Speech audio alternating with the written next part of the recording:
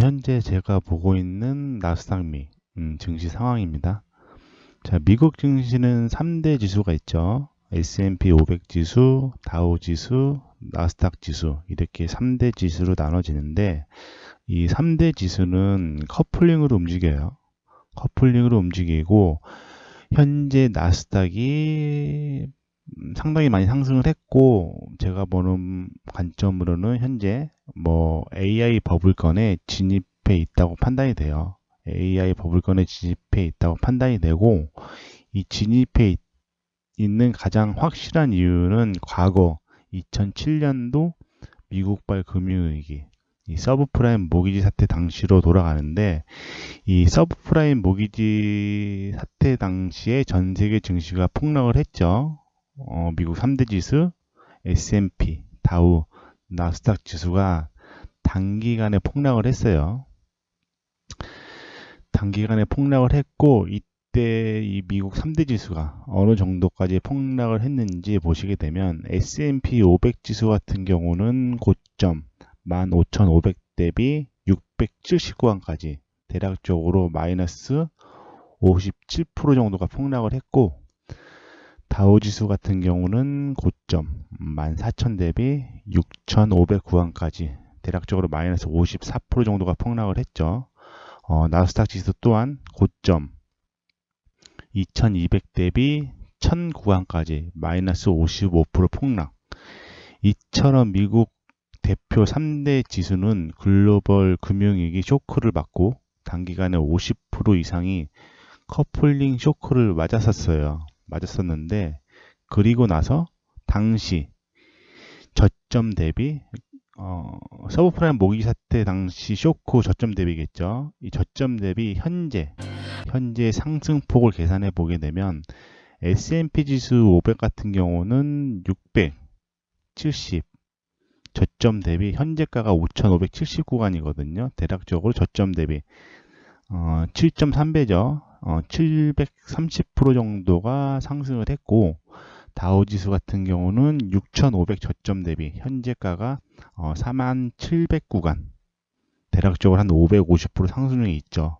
그리고 중요한 게 나스닥 지수는 저점 1000 대비 현재가가 19,500이에요. 19,500이면 이 저점 대비 대략적으로 현재 1750% 정도 상승률이 있다는 거죠. 근데 여기서 보시게 되면 S&P 지수가 730% 상승 중이고 다우 지수가 550% 상승 중인데 이 S&P나 다우 지수 상승폭 대비 현재 나스닥 상승폭이 1750% 정도의 상승권이 있다는 거죠. 거의 S&P 다우 지수 대비 1000% 이상 1000% 이상 가상승권에 있다는 거예요. 이 말은 다시 말해서 현재 나스닥이 AI 툭스를 타고 계속 신고가를 갱신해서 올라가고 있지만 이 버블일 가능성이 상당히 높다라고 보여지는 시점이라는 거죠. 나스닥은 또한 기술주들이기 때문에 현재의 매출보다는 그 현재 기술력을 바탕으로 대출도 많이 일으키는 기업군이기 때문에 이 나스닥 기술주들이 버블이 꺼지면서 현재의 1000% 이상 S&P나 다우지수 대비 1000% 이상 버블의 상승을 반납할 가능성이 상당히 높다고 보고 있는 상황이에요. 해서 또한 현재 나스닥의 위치가 버블권이 아니기 위해서는 S&P나 다우지수 같은 경우도 이 서브프라임 모기 사태 당시 1000% 이상 상승을 해주면서 나스닥을 받쳐줘야 되는데 현재 나스닥만 나홀로 과매수권이 있다라는 거죠. 해서 제가 보는 관점으로는 나스닥은 이 버블이 꺼질 가능성이 상당히 높다라고 보고 있는 상황이에요.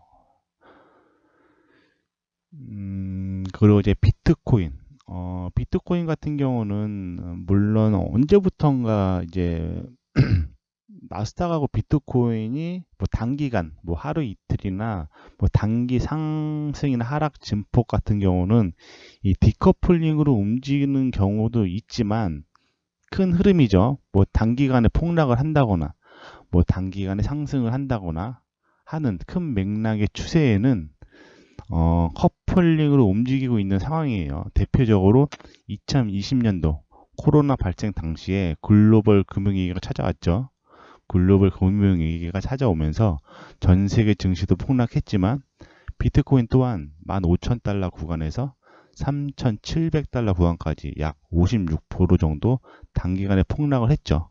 단기간 폭락을 했고 코로나 쇼크 이후에 미국에서 금융위기가 오니까 미국에서 다시 한번 경기를 살리겠다고 시장에서 돈을 무한대로 풀어내는 양적 완화 정책을 실행을 했죠. 양적 완화 정책을 실행을 하면서 시장의 유동성 자금이 뭐 전 세계 증시, 특히 나스닥과 비트코인으로 폭발적으로 유입이 되면서 가격을 사상 최고치까지 끌어올렸죠. 하지만 그로 인한 부작용인 화폐 가치 하락, 소비자 물가가 폭발을 하면서 인플레이션이 발생을 했고 미국에서는 이 일을 해결하고자 2021년 11월경부터 다시 시장의 유동성 자금을 회수하는 금리 인상을 시작한다고 발표를 했죠. 이때 당시 비트코인도 가격이 아마 신고가 구간이었을 거예요. 신고가 구간이었는데 이때 시장의 분위기는 어땠냐? 미국에서 금리를 인상을 한다고 하더라도 이제 비트코인은 안전자산으로 분류가 돼서 미국에서 금리를 올리면서 나스닥 증시가 폭락을 하더라도 디커플링으로 계속 신고가를 유지하면서 10만 달러 이상을 돌파를 할 수 있다라고 대부분 시장 분위기가 그렇게 조성을 했죠. 조성이 됐고 하지만 결과는 어떻게 됐냐? 나스닥이 미국의 금리 인상으로 인해서 유동성 자금이 회수가 되면서 폭락을 하기 시작하니까 비트코인 또한 고점에서 나스닥을 따라서 커플링으로 폭락을 했죠. 대략적으로 이때 당시에 비트코인 가격이 69,000달러에서 16,000달러 구간까지 대략적으로 마이너스 77% 정도 폭락을 했다라는 거죠. 그리고 현재 상황인데 위에 나스닥 설명드렸죠. 제가 보는 관점으로 현재 나스닥이 1000% 이상 S&P나 다우지수 대비 현재 1000% 이상 버블권에 위치해 있는 상황이고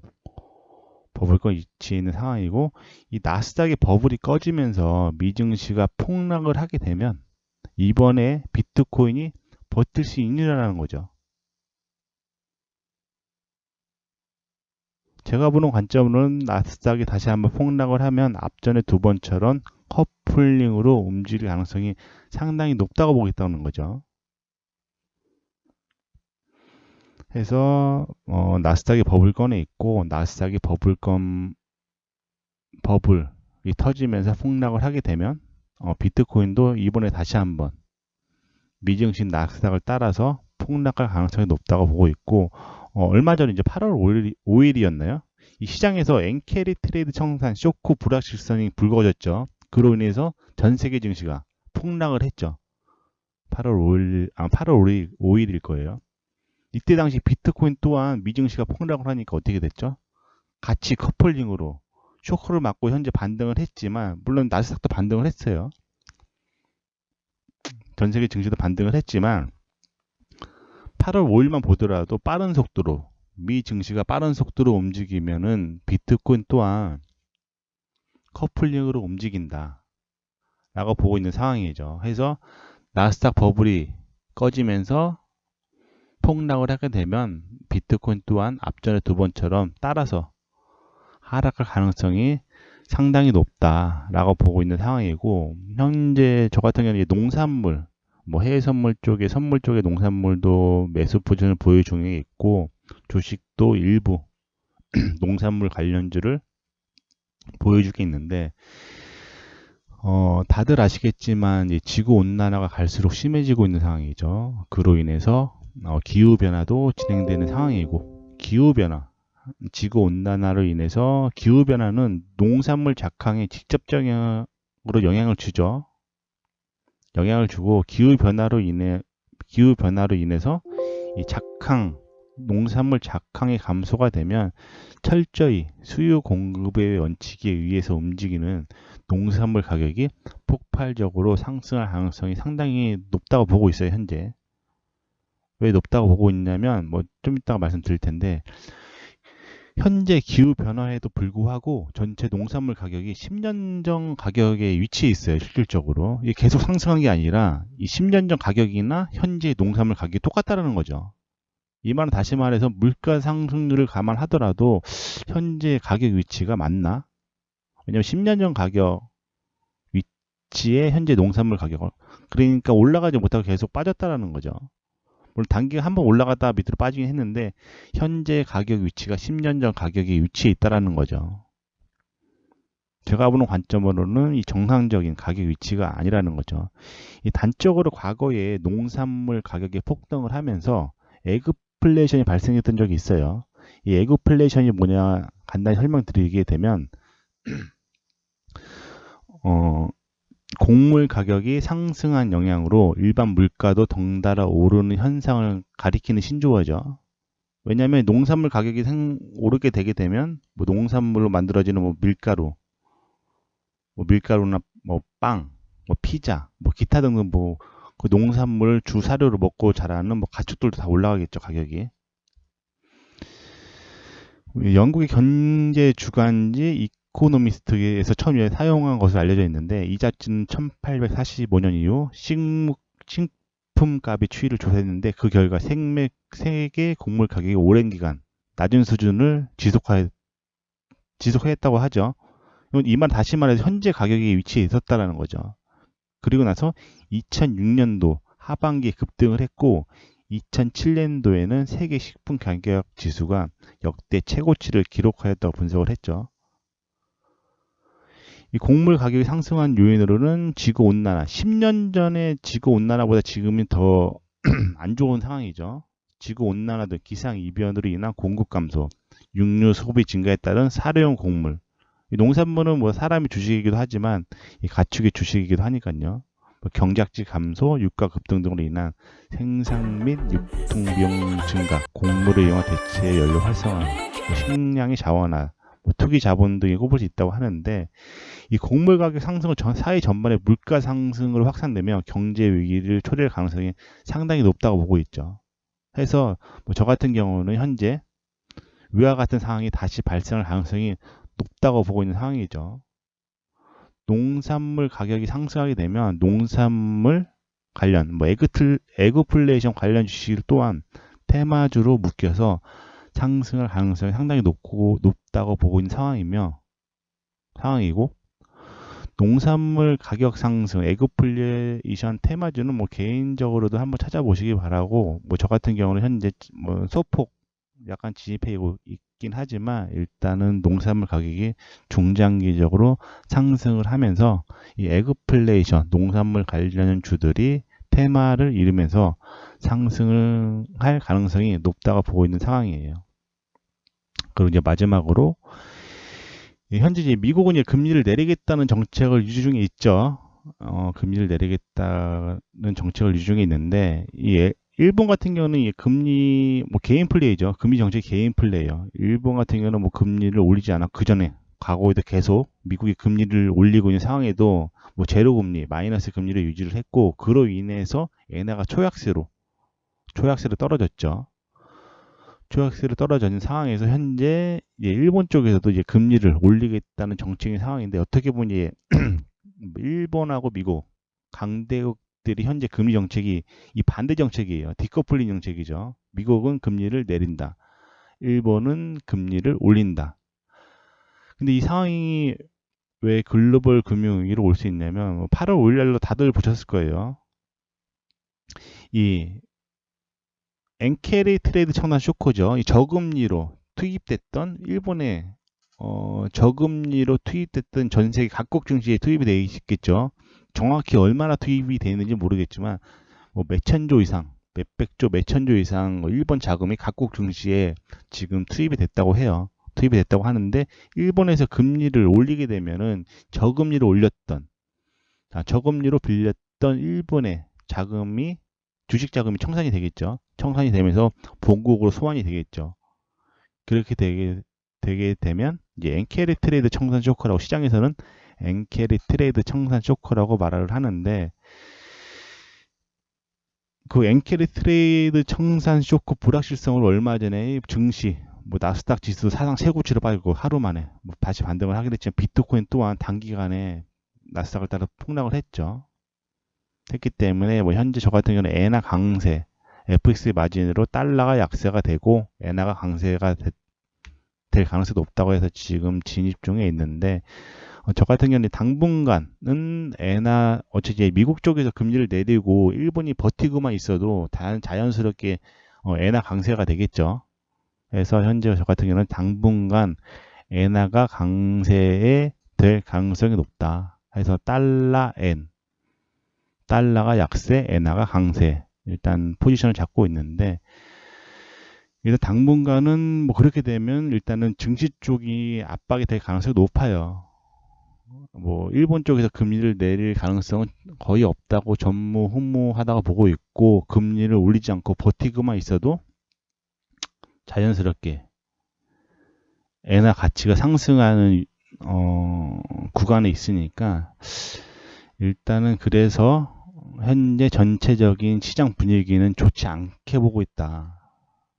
좋지 않게 보고 있고 미 증시가 폭락을 하게 되면 비트코인 또한 다시 한번 커플링으로 쇼크를 받고 폭락을 하고 현재 지구온난화 그로 인한 기후변화 작황 감소를 인해서 농산물 가격이 상승할 가능성이 높다. 왜? 현재 농산물 가격 위치가 10년 전 가격 위치랑 똑같다는 거죠.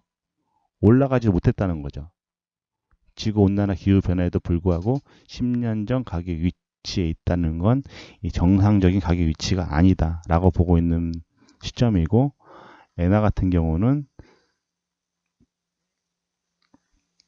지금 뭐 미국에서 이 엔캐리 트레이드 청산 쇼크를 일본 쪽에 압박을 했다고 하지만 이게 다시 한번 불거질 가능성이 높다고 보고 있는 상황이고 뭐 엔캐리 트레이드 청산 쇼크가 불거지게 되면 당연히 엔화가 강세이겠죠.